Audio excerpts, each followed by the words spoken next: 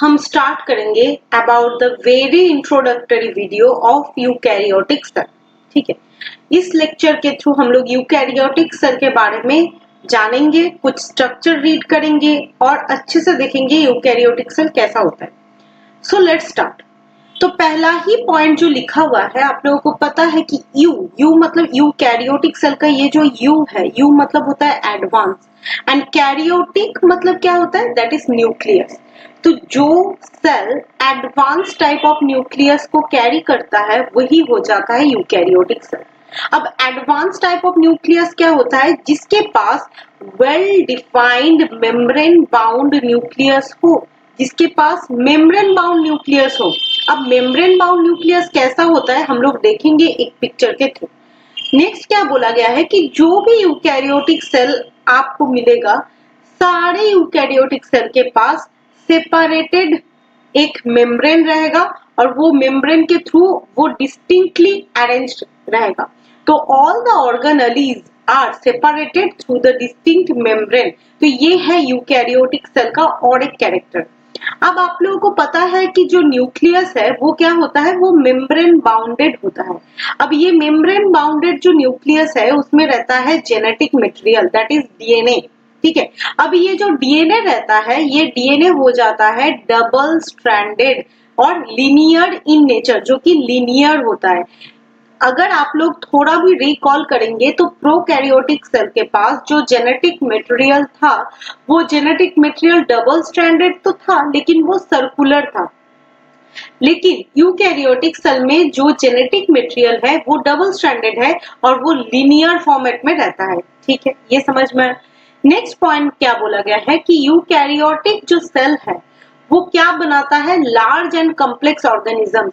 देखो, जो eukaryotic cell है वो सिंपल भी रह सकता है, मतलब यूनिसेलुलर भी हो सकता है, और eukaryotic cell can make a large and complex organisms too. ठीक है, दोनों ही बना सकता है। अब ये यूकैरियोटिक सेल में कौन कौन सा एग्जांपल्स आ जाता है, बेसिकली जब क्लासिफिकेशन किया गया था तो एक क्लासिफाइड ग्रुप था जिसको हम लोग बोलते हैं Eukaryota.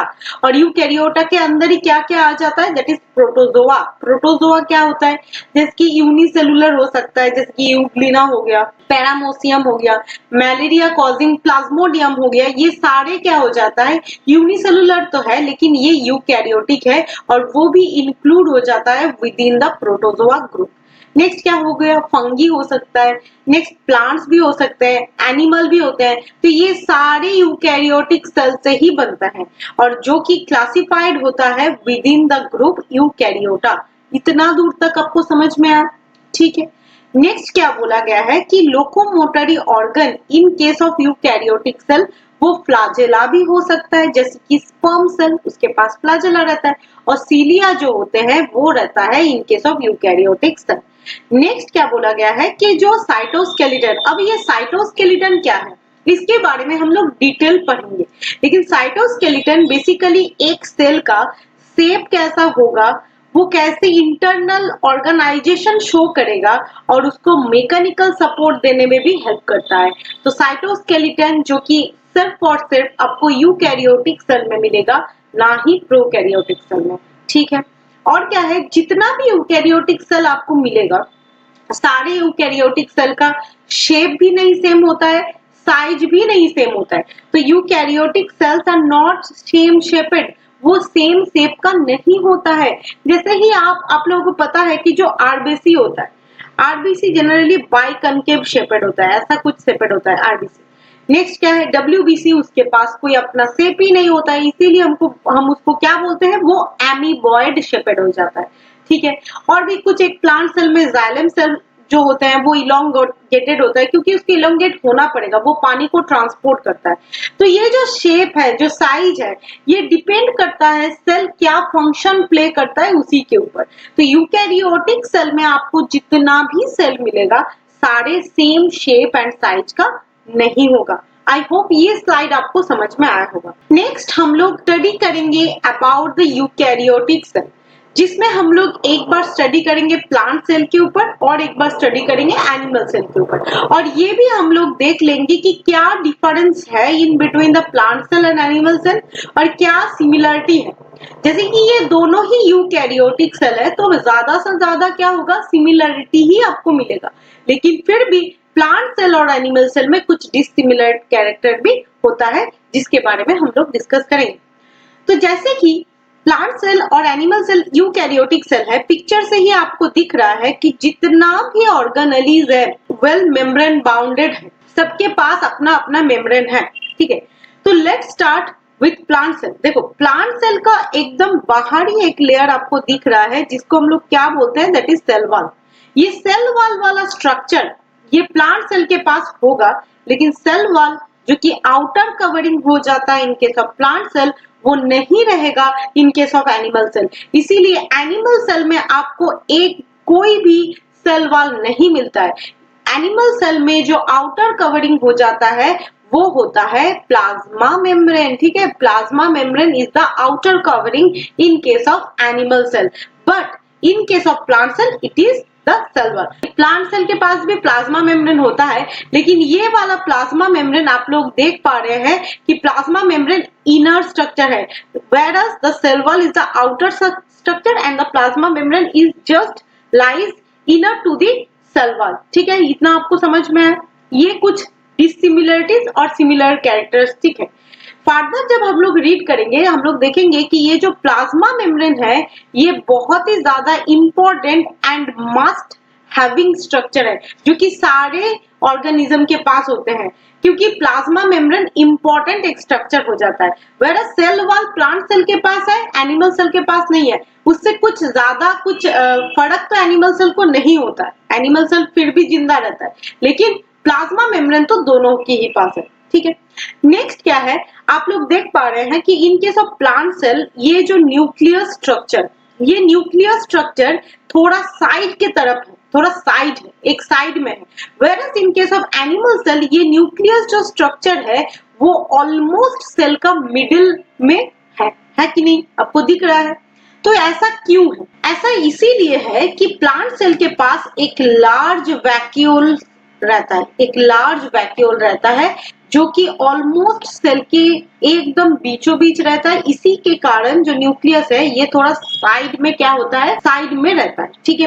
Whereas in case of animal cell यहाँ पे लार्ज वैक्यूल आपको नहीं दिख रहा है, वैक्यूल नहीं है, इसीलिए न्यूक्लियस एकदम मिडिल और ऑलमोस्ट टू द मिडिल रहता है। इतना आपको समझ में आया। तो वैक्यूल लार्ज होता है in case of plant cell, और एनिमल सेल में ये रहता है लेकिन यहाँ पे नहीं दिखाया गया है, क्योंकि जो vacuole in case of animal cell होता है वो जब जरूरत होता है वो अपीयर होता है, उसका साइज भी छोटा होता है, और जब जरूरत नहीं होता है वो डिसअपीयर कर जाता है, ठीक है। नेक्स्ट एक और चीज है, दैट इज ये वाला जो सेंट्रियोल स्ट्रक्चर आपको दिख रहा है within the animal cell, यहाँ पे जो कि न्यूक्लियस के बहुत क्लोज में रहता है, ये सेंट्रियोल स्ट्रक्चर आपको प्लांट सेल में नहीं मिलेगा।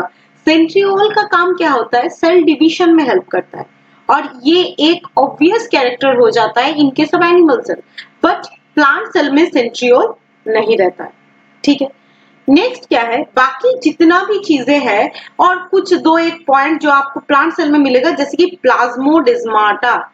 प्लाज्मोडेस्माटा एक कनेक्टिंग पॉइंट होता है in case of plant cell, जो दो प्लांट सेल को कनेक्ट करके रखता है। Whereas एनिमल सेल में आपको प्लाज्मोडेस्माटा नहीं मिलता है, ठीक है। नेक्स्ट क्या है, बाकी आप अगर देखेंगे जैसे कि माइटोकॉन्ड्रिया, माइटोकॉन्ड्रिया आपको प्लांट सेल में भी मिलेगा as well as animal cell में भी मिलेगा, ये तो एक सेम कैरेक्टर हो गया।